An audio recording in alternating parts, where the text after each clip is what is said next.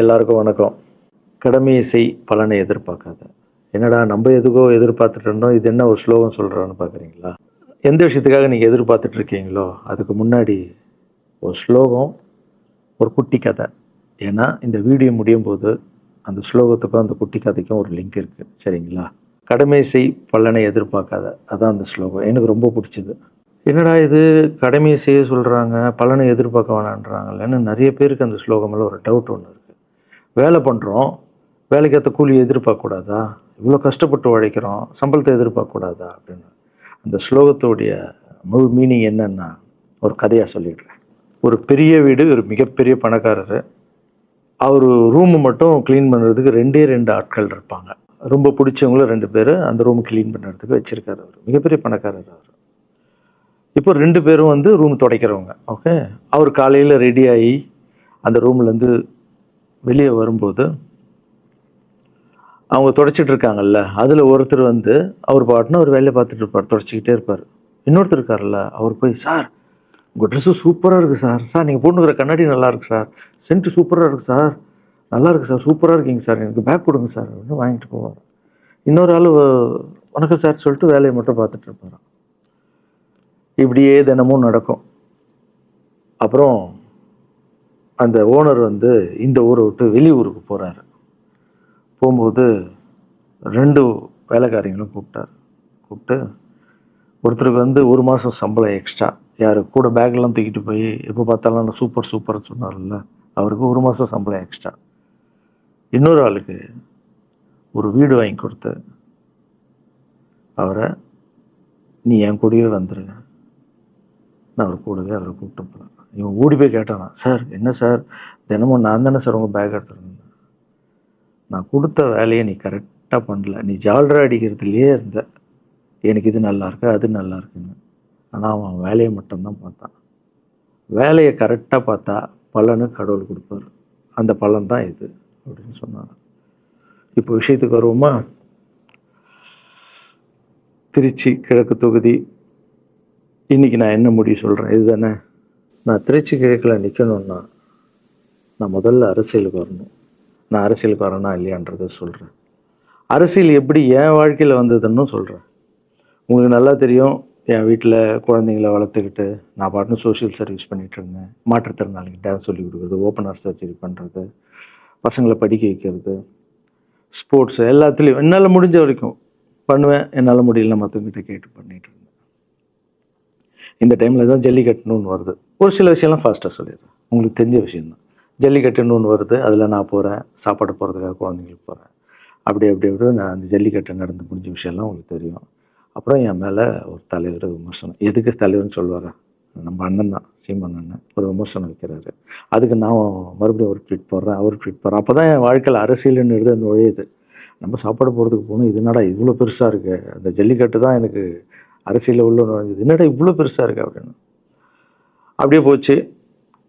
அதே தலைவர் தான், அதே சீமான் அண்ணன் தான் ரஜினி சார் அரசியலுக்கு வர்ற மாதிரி பேச்சு அடிபட்ட உடனே அவங்க சைட்லேருந்து பேசுகிறாங்க, தலைவரை பற்றி பேசுகிறாங்க. தலைவர் எனக்கு வந்து ஒரு குரு, என்னை வாழ வச்ச தெய்வம், ஒரு அப்பா மாதிரி, ஒரு அண்ணன், அப்பா எல்லாமே சொல்லலாம். ஸோ அவரை பற்றி அதிகமாக பேச ஒரு முறையும் சூப்பர் ஸ்டாருக்கு ஃபோன் போடுவேன். அண்ணா ரொம்ப ஓவராக பேசுகிறாங்க, டெப்பா கம்முன்னு இருக்கண்ணா, நீ சைலண்ட்டாக இரு. இப்படியே ஓரளவுக்கு தான் நம்மளால் பொறுக்க முடியும்.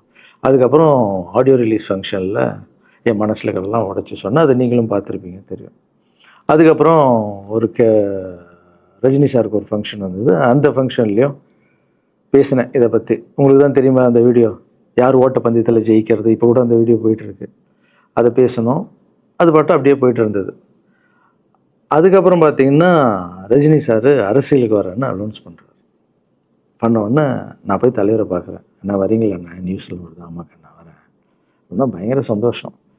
ஏன்னா வாழ்க்கையில் ஒளி ஏற்றி வச்சவர், அவர் அரசியலுக்கு வர்றாரு, அவருக்கு சப்போர்ட்டிவாக இருக்கணும் நம்ம. அப்புறம் எல்லாருக்கிட்டையும் போய் நம்ம கேட்டுட்டு இருக்கோம், தலைவர் வந்துட்டாருன்னா எல்லாமே குழந்தைங்களுக்கு இன்னும் நிறைய பண்ணலாம் அப்படின்னு. என்ன நானும் வரேன்னு அப்படின்னா ரொம்ப சந்தோஷம் அப்படின்னு ஸ்ட்ரெயிட்டாக கிளம்பி நான் ட்ரஸ்ட்டுக்கு வரேன். என்னுடைய ட்ரஸ்ட்டு, என்னுடைய ஃபேன்ஸு எல்லாரையும் கூப்பிட்டு என்னுடைய வெல்விஷர்ஸ் எல்லாரையும் கூப்பிட்டு உட்கார வச்சு தலைவர் அரசியலுக்கு வராரு. புரியுதுங்களா? எனக்கு வந்து எழுத படிக்க தெரியாது, அதான் ஒரு ட்வீட் பண்ணணும், இதெல்லாம் ரெடி பண்ணுங்கன்னு தமிழில் சொல்லிவிட்டு அவங்க ரெடி பண்ணிட்டு இருக்க ஒரு டீம். இன்னொரு டீம் உட்காந்து என்கிட்ட கேள்வி கேட்குறாங்க, தலைவர் அரசியலுக்கு வந்தால் அவர் வந்து சிஎம் ஆகிடுவார், நீங்கள் வந்து அமைச்சர் ஆகிடுவீங்களாண்ணே, சுகாதாரத்துறை அமைச்சர் தான் நம்ம வந்து ஆப்ரேஷன் நிறைய பண்ணலாம், இன்னொருத்தர் கல்வித்துறை எடுத்தால் நிறைய படிக்க வைக்கலாம். டேய், கடமை செய்யணும், பலன் எதிர்பார்க்கக்கூடாது. சுகாதாரத்துறை அமைச்சர், இது வந்து கல்வித்துறை, இதெல்லாம் படிச்சுங்க வர இடம். அண்ணன் படிக்கலடா. எல்லாருக்கும் படித்த இடத்த போட்டு ஒரே இடத்துல போய் முடங்கி போய் படிப்புனா படிப்பு மட்டும், எல்லாம் கட்சி வளரட்டும், தலைவர் வரட்டும், எல்லா துறையிலேருந்து ஹெல்ப் கட்டு நல்லா பண்ணுவோம், பெரிய ட்ரஸ்ட்டு கட்டுவோம். இப்போன்னா சின்ன ட்ரஸ்ட்டில் தான் நம்ம இருக்கோம். சின்ன வீட்டில் 60 குழந்தைங்க நீங்கள் இருக்கீங்க, 100 ஏக்கரில் கட்டுவோம். ஊனமுற்றோர்கள் இந்த பக்கம் திருநங்கைகளுக்கு, இந்த பக்கம் முதியோர்களுக்கு ஒரு பெரிய ட்ரஸ்ட் கட்டி பண்ணுவோம்டா. சூப்பர்ண்ணா. இன்னொருத்தர் டக்குன்னு அங்கேருந்து, அண்ணா நம்மளை ஏற்று பேசின்னு இருக்கார்ல சீமான் அண்ணன், அவருக்கு ஆப்போசிட்டாக எதிர்த்து நில்லுங்கண்ணே அப்படின்னா. அது அரசியல் இல்லை. ஒருத்தர் மேலே கோவத்தால் நம்ம அரசியலுக்கு வந்தால் அது வந்து வெறுப்பு அரசியலாக மாறும். அரசியல்ன்றது மக்களுக்கு நல்லது பண்ணுறதுக்காக வரணும். இப்போ அவரை நான் அழிக்கணும், அவரை நான் ஏதோ ஒன்று செய்யணும்னு அந்த ஆசையில் வந்தேன்னு வச்சுங்களேன், ஆசை என்ன கோபமாக மாறும். கோவத்துலேருந்து என்ன வரும், வார்த்தைகள் தப்பாக வரும். வார்த்தைகள் மட்டும் வராது, தப்பான வார்த்தைகள் வரும். மக்களுக்கு நம்ம மேலே மரியாதை இல்லை, மக்களுக்கு நம்ம மேலே மரியாதை இருக்காது, போயிடும். ஸோ அதால் அரசியலுக்கு வரணும்னா அவரை அழிக்கிறேன் இவழையாக இருக்கிறேன், பதிவை பற்றி பேசுகிறத ஃபஸ்ட்டு விடுங்கடா, ஃபஸ்ட்டு வேலையை பார்ப்போம்டா. நம்ம தலைவர் வரேன்னு சொல்லிட்டாரு, ட்வீட் போடுங்களா அப்படின்னு ட்வீட் போட்டுட்டு அங்கேருந்து போட்டுட்டு வீட்டுக்கு போகிறேன். இங்கே தான் பெரிய ட்விஸ்ட் இருக்குது எனக்கு. வீட்டுக்கு போகிறேன். வீட்டுக்கு போனோன்னா எப்பவும் நான் அம்மா கிட்டே போய் ஒரு விஷயத்த சொல்கிறதுக்கு முன்னாடி ஒரு சர்ப்ரைஸ் ஒன்று பண்ணுவேன். எங்கள் அம்மா கோவில் கட்டுறது கூட, கோவில் கட்டிட்டு ஸ்டாச்சுலாம் ஆர்டர் பண்ண அப்புறம் தான் அந்த ஸ்டாச்சுவே காமிச்சாங்க அம்மாவுக்கு. அதே மாதிரி அரசியல் விஷயத்துலையும் போய் சொல்லலான்னு அம்மாவை கூப்பிட்டு ஃபேமிலியெல்லாம் உட்கார வச்சு, அம்மா தலைவர் அரசியலுக்கு வர்றாரு, சரி கண்ணா, நானும் அரசியல் போடுறேன், இங்கே பரமா ட்வீட் போட்டிருக்கேன் அப்படின்னு. அம்மா முகம் டக்குன்னு மாறிட்டு ஓகே கண்ணா, ஓகே கண்ணா சாப்பிடலாம் அப்படின்னு எழுந்து போயிட்டாங்க. என்ன இப்படி போக மாட்டாங்களே, ஒரு விஷயத்த சொன்னால் சூப்பர் கண்ணான்னு பேசுவாங்கள்ல, 1 ஹவர் அதில் இருக்கிற நல்லது கெட்டது எல்லாம் பேசுவாங்க, என்ன போயிட்டாங்க அப்படின்னு ஒரு ஃபீல். சரி, இது உடம்பு சரியில்லை போல, அப்செட்டில் இருக்கான்னு விட்டேன். அப்புறம் 2-3 நாள் அவங்ககிட்ட பேசவே மாட்டுறாங்க. கூப்பிட்டு உட்காந்து, என்னம்மா உனக்கு பிரச்சனை, ஏதாவது தப்புன்னா அடின்னா அடிச்சிடுமா, என்னம்மா இப்படி பேசாமல் இருக்குன்னா, இல்லை கண்ணா நீ அரசியல் போனது எனக்கு பிடிக்கல அப்படின்றாங்க. ஏம்மா அரசியல் போனால் பிடிக்கல? இல்லை கண்ணா, அது ஒரு சாக்கடை, அரசியலுக்கு போகக்கூடாது. அது வந்து பணம் கொடுக்குறாங்க அரசியலுக்கு, ஓட்டு வாங்குறதுக்கு பணம் கொடுத்து தாங்க நான் ஜெயிக்கிறாங்க. அதுக்கப்புறம் ஜாதி இல்லைன்னுவாங்க, ஜாதி இருக்குது, மதம் இல்லைன்னுவாங்க, மதம் இருக்குது. அந்த சாக்கடைக்குள்ளே நீ போகாதப்பா. நம்மளுக்கு வாழ்க்கையை ஒளி வச்சு ஏற்றி வச்சவர் தானே நம்ம சூப்பர் ஸ்டார், அவர்கிட்ட என்னை கூப்பிட்டு போப்பா, நான் சொல்கிறேன், அவர் ஒரு ஆன்மீகவாதி, அவரும் அரசியலுக்கு வர வேணாம், இந்த வயசில் அவர் நிம்மதியாக இருக்கட்டும், எதுக்கு அரசியலுக்கு வர, என்னை கூப்பிட்டு போ, அப்பாயின்மெண்ட் வாங்கி கொடுத்துருந்தாங்க. அப்பாயின்மெண்ட் வாங்கி கூடா? நானும் வேறு கனவுல வந்து மைண்ட் வைஸ், அம்மா நான் சொல்கிறது கேளுமா, நம்ம எத்தனையோ இப்போ வந்து எல்லா குழந்தைங்களுக்கும் ஒவ்வொரு ஸ்டேஜில் போய் கேட்டு தானேம்மா ஹெல்ப் நடக்குது. இப்போது தலைவர் வந்துட்டாருன்னா நம்ம தாராளமாக பண்ணலாம்லம்மா, உன் கையில் எவ்வளோ காசு இருக்கோ அதுக்கு மட்டும் செய், அரசியல் வேணான்னு சொல்கிறேன் அப்படின்னு போயிட்டான். அந்த ஃபேஸ் வந்து அதுக்கப்புறம் அடிதான் நம்மளுக்கு. சரி, இந்த உலகத்தில் அம்மா மீறி பண்ணலாம், ஆனால் நான் உருப்பிட மாட்டேன், எனக்கு நல்லா தெரியும். இந்த உலகத்துலேயே எனக்கு யாருன்னா எங்கள் அம்மா தான். அது அம்மா இல்லை, எங்கள் கடவுள்னே சொல்லலாம், நான் எதிர்க்க பார்க்குற கடவுள். சரி, அம்மாவுக்கு சொல்லி புரிய வைக்கலாம், என்னடான்னு தலைவர்கிட்ட போய் எப்படி சொல்கிறது, பசங்கிட்ட ஒரு பயங்கர பில்டப் கொடுத்துட்டோம், அது இதுன்னு எல்லாம் வேற பார்த்துட்டு இருக்காங்க, என்ன பண்ணுறது. அந்த டைமை பார்த்து கொரோனா வருது, ஒரே ஷாக்கு, வெளியே போக முடியாதுன்றாங்க, இல்லைன்னா முடிஞ்சு போச்சு. பிரச்சாரம் பண்ண வெளியே போக முடியாது, தலைவருக்கு உடம்பு சரியில்லாமல் போகுது, ஹைதராபாத் ஷூட்டிங் போகிறாரு, உடம்பு முடியல, அப்படியே எல்லாமே கொலாப்ஸ் ஆகுது. அப்புறம் தலைவர் அலௌன்ஸ் பண்ணுறாரு, நான் அரசியலுக்கு வரல, டாக்டர்ஸ் வந்து போகக்கூடாதுன்னு சொல்லிட்டாங்க, கொரோனா டைமில் நம்ம வந்து பிரச்சாரம் போக முடியாது, அந்த காரணம் சொன்னார், அது உங்களுக்கு எல்லாருக்கும் தெரியும். தான் தலைமையில் கை வச்சுன்னு உட்காந்துட்டோம். நான் ட்ரஸ்ட்டில் இருக்கிற குழந்தைங்க மற்றவங்க எல்லாரும் என்னென்னோ நினச்சி ஒர்க் பண்ணிட்டு இருந்தால எல்லாரும் அப்செட்டில் உட்காந்துருக்கோம். தலைவர் ஒருத்தம் போய் பேசி பார்க்கலாம் அவர்கிட்ட, தலைவர் வர்றாரு, கூப்பிட்றாரு, போகணும். அந்த மாதிரி தலைவரை பார்த்ததில்லை நான். அப்படியே எனக்கு புரிஞ்சுது, அவர் ரொம்ப வலியில் இருக்கார் அப்படின்னு. எவ்வளோ சுறுசுறுப்பானால உடம்பு முடியலைங்கண்ணா. பரவாயில்ல, உங்கள் உடம்பு தானே முக்கியம், என்ன இதெல்லாம் என்னென்ன தூக்கி போடுங்கண்ணா. இல்லைங்கண்ணா, இத்தனை வருஷம் என்னை வாழ வச்சாங்கல்ல, அவங்களுக்கு ஏதாவது ஒன்று பண்ணணும்னு நினச்சேங்கண்ணா, இங்கே குத்துதுக்கண்ணா, எனக்கு என்ன பண்ணுறதுன்னு தெரியல, ரொம்ப கஷ்டமாக இருக்குது அப்படின்னா. அண்ணே அதை விடுங்கண்ணே, எல்லாம் அப்படின்னு அவர்கிட்ட பேசிட்டு அவர் வந்து அப்போ நான் முன்னாடி பேசும்போது அவர் சொல்கிறார், நான் கூட பதவிக்கு வரணும்னு ஆசைப்படல, இன்னொரு நல்ல ஆள் படித்த ஆள் அங்கே நிற்க வச்சு பார்ப்போம். யாருன்னே சொல்லுவேன், யாருன்னு கூட சொல்லலை. அது அப்படியே போச்சு. அவர் மனசுக்கு மட்டும்தான் தெரியும், யாருன்னு கூட சொல்லலை. ரொம்ப அப்செட்டாக இருந்தார். சரி ஓகே, இதுவும் கடந்து போகணும். அப்படியே கடந்து போச்சு. எனக்கும் காஞ்சனா படம் அது இதுன்னு வந்து பெரிய ஹிட் ஆகுது. அதுக்கப்புறம் யாருக்கிட்டேயும் நீங்கள் யாரும் எனக்கு ஹெல்ப் பண்ண வேணாம். முதல் நாள் நான் கலைஞர் ஐயா கிட்ட ஹெல்ப் கேட்டேன். அவர் ஒரு சில குழந்தைங்களுக்கு ஹெல்ப் பண்ணார். அதுக்கப்புறம் அன்புமணி ராமதாஸ் ஐயா, அவரும் ஹெல்த் மினிஸ்டர் இருக்கும்போது அவர் ஒரு சில குழந்தைங்களுக்கு ஹெல்ப் பண்ணார். அப்புறம் நம்ம விஜய் சார் நண்பர், அவர் ஒரு குழந்தைக்கு ஆப்ரேஷன் பண்ணார். ஸோ இருக்கும்போது என்னால் முடிஞ்ச வரைக்கும் சொந்த பணத்தை போட்டு பண்ணிவிடுவாங்க. முடியாத போது தான் நான் அந்த ஹெல்ப்பை கேட்பேன். இப்போ தான் நல்லா வந்துட்டுமே, யாருக்கும் எனக்கு பணம் கொடுக்க வேணாம், இனிமேல் என் சொந்த பணத்திலே பண்ணுறேன்னு சொல்லிட்டு நான் பாட்டுன்னு ஒரு வீடியோ கூட நான் போட்டேன், இனிமேல் யாரும் பணம்லாம் கொடுக்க வேணாம் அப்படின்னு. அப்படியே போயிட்டுருக்கு. காஞ்சனாவெல்லாம் முடிஞ்சு ஜிகிர்தண்டா படம் ரிலீஸ் ஆகுது.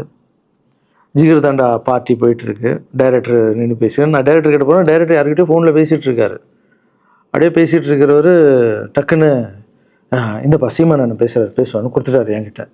அவருக்கும் தெரியாது நான் பேச போகிறேன். அவர்கிட்ட லாரன்ஸ் பேசுவார், சீமானன் ரெண்டு பேரும் சைலண்ட்டு. நானும் எதுவும் பேசலை, சீமானனும் எதுவும் பேசலை. அப்படியே ஒரு நிமிஷம் அப்படியே நிற்கிறோம். பெரியவர் இல்லை என்னாலும் அண்ணன் அப்படின்னு. அவ்வளோதான் அண்ணன். பயங்கர பாசம். எந்த இடத்துல கோவம் இருக்கும் அந்த இடத்துல குணம் இருக்குன்னு சொல்லுவாங்கள்ல. அண்ணன் புகழ்ந்து தள்ளுறாரு ஜிகிர்தண்டாவை. இப்படி பண்ண கண்ணா, அப்படி பண்ண இவ்வளோ சூப்பராக பண்ண, அந்த சீன் எனக்கு ரொம்ப பிடிச்சதுன்னு. அவருடைய அன்பு தான் தெரியும்ல, எல்லாமே அதிகமாக இருக்கும் அண்ணன்கிட்ட. அண்ணா ரொம்ப சந்தோஷமாக வாழ்த்தினார். அப்புறம் நான் மாற்றம்னு ஒரு அமைப்பு ஆரம்பிச்சிருக்கேன்ல, இந்த விவசாயிகளுக்கு டிராக்டர் கொடுக்கறது, அப்புறம் மாற்றுத்திறனாளிக்கு ஸ்கூட்டி கொடுக்குறது, எல்லாமே அதை பார்த்துட்டு பத்திரிகையாளர் கேட்குறாங்க அவர்கிட்ட, ரகுவலாரன் சார் மாற்றம்னு அமைச்சிருக்காருன்னா, நல்ல விஷயம் தம்பி, நல்லா பண்ணிட்டோம், நல்லா இருக்கட்டும் அப்படின்னு வாழ்த்தினார். ஸோ ஒரு பெரிய பிரச்சனைக்கு கடவுளே அதை அப்படியே சால்வ் பண்ணி வச்ச மாதிரி ஆயிடுச்சு. அப்படியே போச்சு. ஆனால் நீங்கள் நல்லா இருக்கணும், எங்கே இருந்தாலும் நல்லா இருப்பீங்க. எப்போல்லாம் ட்ரஸ்ட்டுக்கு போகும்போது பசங்கள்லாம் கேட்பாங்க, அந்த 100 ஏக்கர் ட்ரஸ்ட்டு குழந்தைங்க, சரி ஓகேடா. அப்படி பார்த்தீங்கன்னா நண்பர் விஜய் சார்கிட்ட பேசிகிட்டு இருக்கும்போது நான் வர அரசியலுக்குன்றாரு. நிஜமா நண்பா அப்படின்னு. எஸ் அப்படின்னு.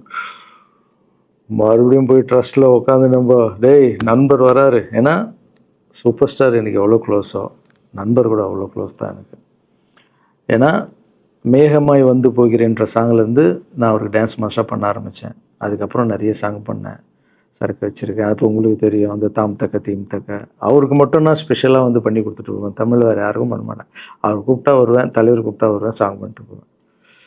அவர் வரணும் போது எஸ், ஏன்னா அவர் ஒரு முடிவு எடுக்க மாட்டார், எடுத்தாருன்னா அவர் நல்லா உழைப்பார், நல்ல உழைப்பாளி பண்ணுவார் அப்படின்னு நினச்சி மறுபடியும் போய் ட்ரஸ்ட் ஆளுங்கெல்லாம் பேசுகிறதுக்கு முன்னாடி, ஐயோ அம்மா இருக்காங்களே பிடிக்காத, ஃபஸ்ட்டு அங்கே கரெக்ட் பண்ணணும்ல, அங்கே போனேன்.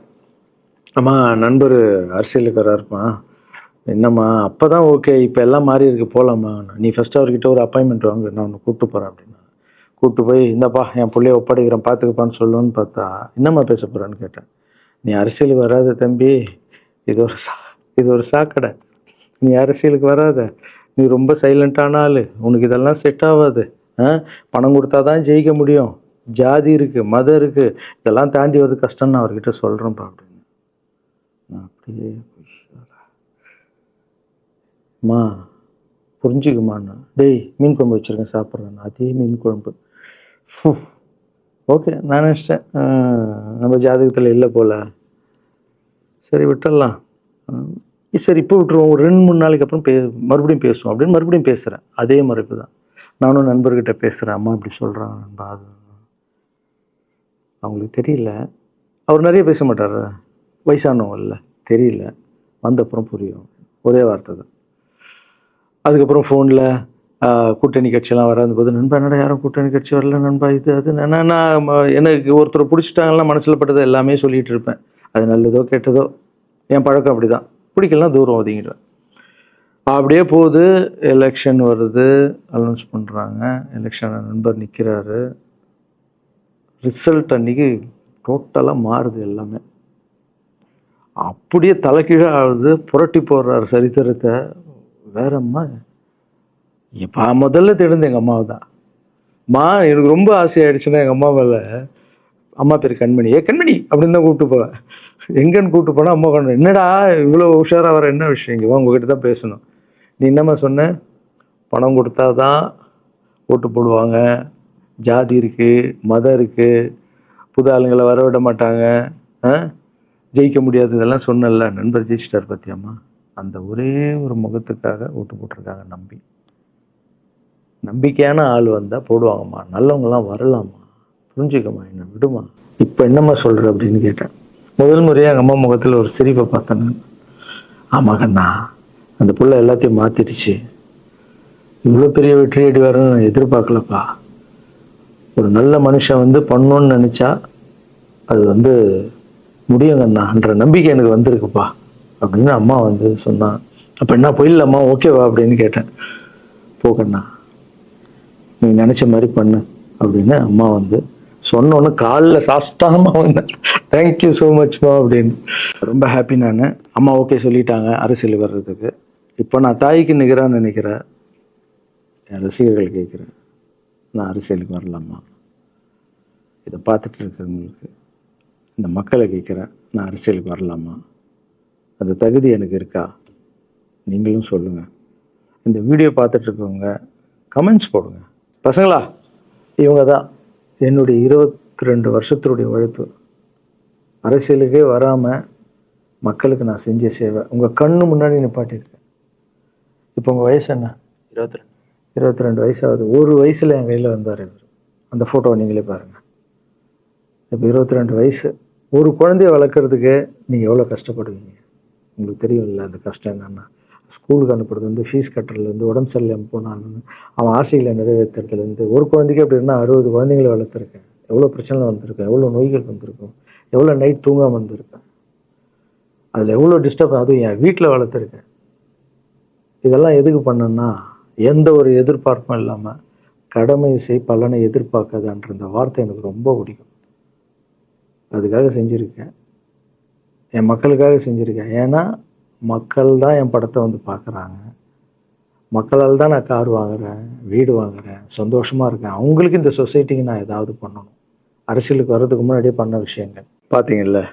22 வருஷம் உழைச்சிருக்கேன். ஒரு கதை ஒன்று சொன்னேன்ல, 2 வேலைக்காரங்க இருந்தாங்கன்னு. சின்சியராக யாருக்கும் ஜால்ரை அடிக்காமல் எதுவும் பண்ணாமல் என் தொழிலுக்கு தர்மமாக, என் மக்களுக்கு தர்மமாக என்ன பண்ணணுமோ 22 வருஷம் உழைச்சி உங்கள் கண்ணு முன்னாடி நிப்பாட்டிட்டேன். அந்த ஓனர் ஒரு பலன் கொடுத்தார்ல, அந்த ஓனர் யார் தெரியுமா? கடவுள். அந்த கடவுளுக்கு தெரியும் எனக்கு என்ன பலன் கொடுக்கணும். இதுக்கு தான் அந்த கதை லிங்க் ஆகும்னு சொன்னேன். ஸோ நீங்கள் சொல்லுங்கள், நான் அரசியலுக்கு வரணுமா வேண்டாம்? வேண்டாம்னா என்ன சொல்லுங்கள். வாப்பா, வாடாகண்ணா, வா நண்பா, வாங்கண்ணா அப்படின்னு சொல்லுங்கள். என் முடிவை நான் உங்களுக்கு சொல்கிறேன். உங்கள் முடிவுக்காக காத்திருக்கேன்.